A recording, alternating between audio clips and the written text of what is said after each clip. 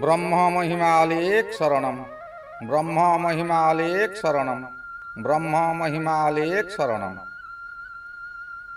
गुरु कृपा YouTube channel तरफर अगणित दर्शक मानकु हार्दिक अभिनंदन जनाई आरंभ करने को जाउछि मासिक राशिफल। एही राशिफल आरंभ करने पूर्वरु आपण मानकु मोर विशेष अनुरोध, जेउ माने प्रथम करी आमर एही गुरु कृपा यूट्यूब चैनल को आसुछंती सेमाने गोटिए सब्सक्राइब करंतु और पाखरे आसुथिबा बेल आइकन को दबाई दियंतु, जहा द्वारा कि आमर जेउ समय रे वीडियो अपलोड हेबो सर्वप्रथमे आपण मानक पाखरे पहुंची पारिबो। आपण मानकु आउ एक अनुरोध, जेउ मानकर विवाह रे विलंब हेउछि, बारंबार विवाह भांगी जाउछि किंबा चाकरी करबा को चाही इंटरव्यू देई इंटरव्यू रे फेल हेउछंती, चाकरी होई पारु नाही, परिवार मध्यरे स्वामी स्त्री मध्यरे झगड़ा सबु बेले रहुछि, सेमाने सेमानंकर जन्म तारीख, जन्म समय, जन्म स्थान एही निम्न रे दिया जाउथिबा मेल आईडी रे प्रेरण करंतु। आम्भे ताहा गणना करी आपनकु सठिक उपदेश बताई देबु। आसंतु एबे जानिबा 2026 मसिया जून मासरे कन्या राशि मासिक राशिफल। नमस्कार बंधु माने, आपण जदि कन्या राशि तेबे एही जून 2026 मासटी आपणक जीवन रे धीरे धीरे एक बड़ परिवर्तन आनिब। यह एक साधारण मास नुहे, यह एक एमिति समय जेउठारे आपण प्रथमे बहु परीक्षार सम्मुखीन हेबे, ताहा परे आपण सफलता पाइबे। एही मासरे आपणक जीवन रे दुईटी अलगा अलगा धारा आसीबो। गोटिए पटे आपण उन्नति करिवे, धन लाभ हेब और सफलतार संकेत मध्य देखिबे। ताहा सहित अन्य पटे मानसिक चाप, संपर्क रे द्वंद्व और अंतर्मन रे अस्थिरता मध्य अनुभव करि पारिबे। मासर आरंभरु आपणक मन अधिक चिंताधीन रहिबो। आपण निज भविष्यत, निज दिग और जीवनर लक्ष्य को नहीं अधिक भाविबे। केबे केबे आपण को लागि पारे जे जीवन धीरे धीरे चालुछि किंबा आपण जेउठारे पहुंचबा को चाहुथिले सेठारे पहुंची पारु नाहंती। किंतु एइठारे गोटिए गभीर सत्य अछि, जेते बेले जीवन धीरे धीरे चले सेते बेले जीवन आपण को एक बड़ सफलता दिग को प्रस्तुत करुथाए। कार्य क्षेत्र रे एही समय रे आपण को उपरे जिम्मेदारी बढ़िबो, आपण को अधिक काम दिया जिवो और आपण को अधिक परिश्रम करबा को पड़िबो।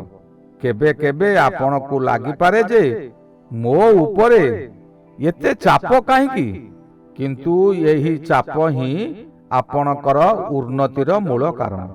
जदि आपण यही समय रे धैर्य धरी काम करि पारिबे तेबे आपणकर परिचय आपण निजे तैयारी करिवे। धीरे धीरे लोक माने आपणक काम को चिन्हिबे। आपणकर परिश्रम व्यर्थ जीव नाही। केतेक समय परे आपण तार फल निश्चिंत भाव पाइबे। आर्थिक दिगरु यही मास भल रही पारे, धन लाभ हेबार संभावना अधिक रहिछि। आपणकर आय बढ़ी पारे किंबा केतक नूतन उपाय माध्यम रे आपण रोजगार करबा को चेष्टा करिवे और सफल मध्य हेबे। किंतु एइठारे एक सतर्कता अछि, हठात आपणकर खर्च बढ़ी जाई पारे।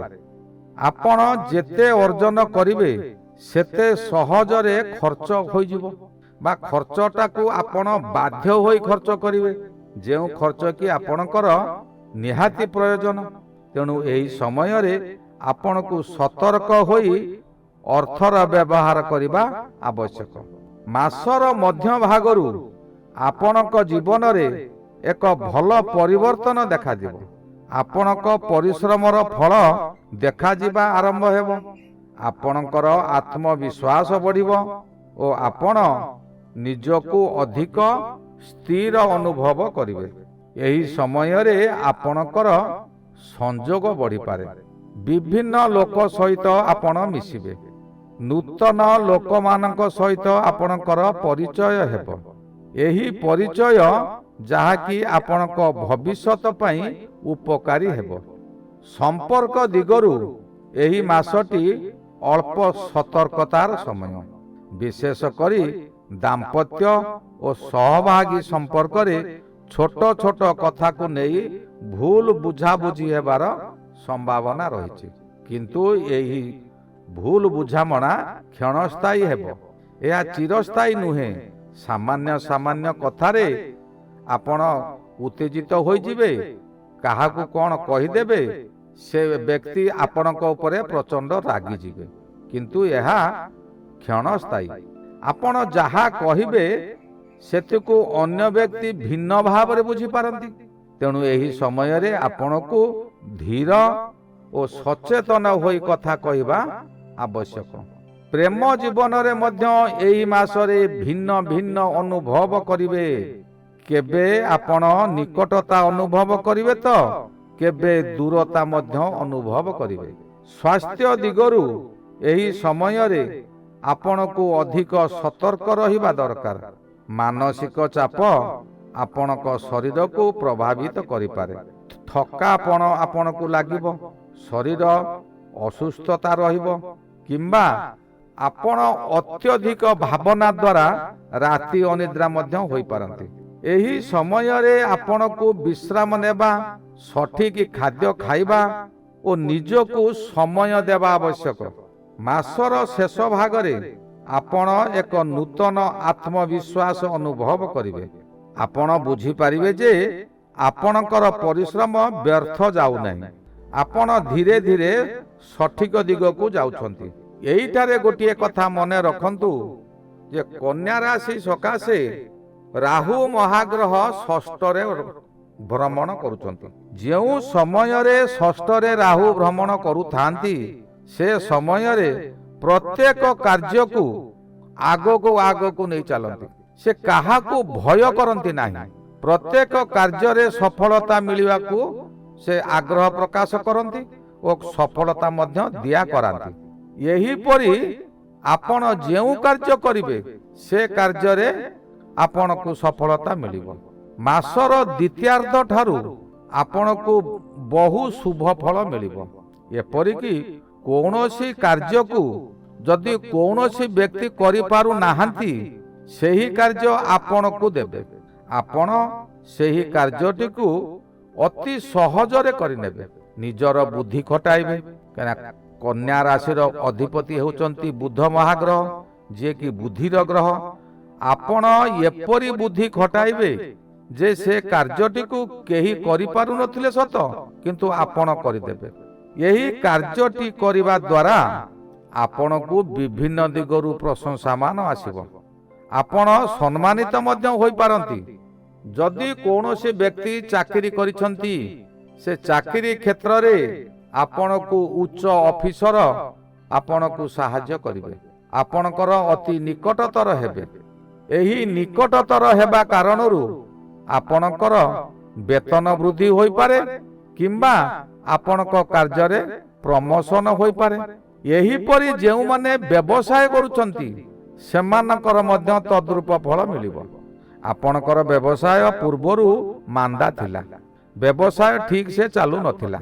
ବ୍ୟବସାୟର କର୍ମଚାରୀ କିମ୍ବା ଗ୍ରାହକମାନେ ଆପଣଙ୍କୁ ଦେଖି ମୁହଁ ମୋଡ଼ି ଦେଇ ଯାଉଥିଲେ। କିନ୍ତୁ ଏହି ସମୟରେ ଆପଣଙ୍କର ମୁଖମଣ୍ଡଳରେ ଏକ ଜ୍ୟୋତି ବାହାରିବ। ଯେଉଁ ଜ୍ୟୋତିକୁ ସେମାନେ ଦର୍ଶନ କରିବା କ୍ଷଣି ଆପଣଙ୍କ ପ୍ରତି ମନୋଭାବ ତାଙ୍କର ବଦଳିଯିବ ଓ ଆପଣଙ୍କ ବ୍ୟବସାୟ କେନ୍ଦ୍ର ଏହି ସମୟରେ ସୁଚାରୁ ରୂପରେ ଚାଲିବ। ଆପଣ ଯାହାକୁ ଯାହା କଥା କହିବେ ଭାବି ଚିନ୍ତି କଥା କୁହନ୍ତୁ। ବୁଧ ସର୍ବଦା ବୁଦ୍ଧିର ଗ୍ରହ ହୋଇଥିବାରୁ ଆପଣଙ୍କୁ ବିଭିନ୍ନ ପ୍ରକାର ବୁଦ୍ଧି ଦେବ, କିନ୍ତୁ ସେହି ବୁଦ୍ଧି ଯେ କେତେବେଳେ କୁବୁଦ୍ଧି ହୋଇଯାଇପାରେ ଏ କଥାକୁ କେହି ଫାଙ୍କି ଦେଇପାରିବେ ନାହିଁ। କାରଣ ଧର୍ମରାଜ ଶନିଙ୍କର ଦୃଷ୍ଟି କନ୍ୟା ରାଶି ଉପରେ ରହିଛି। ଆପଣ ସର୍ବଦା ଧର୍ମ ମାର୍ଗରେ ଚାଲନ୍ତୁ। ଅଧର୍ମ ମାର୍ଗରେ ଚାଲିଲେ ସେହି ଶନି ମହାରାଜ ଆପଣଙ୍କୁ ବିପଦରେ ପକାଇ ଦେଇପାରନ୍ତି। ଆପଣ ଯେକୌଣସି କାର୍ଯ୍ୟ କରନ୍ତୁ, ଆପଣ ଭାବି ଚିନ୍ତି ସେ କାର୍ଯ୍ୟଟିକୁ କରନ୍ତୁ। ଏହି ଗଲା 2026 ମସିହା ଜୁନ ମାସରେ କନ୍ୟା ରାଶିର ମାସିକ ରାଶିଫଳ। ଶ୍ରୀ ଗୁରୁ ବ୍ରହ୍ମ ମହିମା ଅଲେଖ ଶରଣ। ଶ୍ରୀ ଗୁରୁ ବ୍ରହ୍ମ ମହିମା ଅଲେଖ ଶରଣ। ଶ୍ରୀ ଗୁରୁ ବ୍ରହ୍ମ ମହିମା ଅଲେଖ ଶରଣ ଶରଣ ଶରଣ।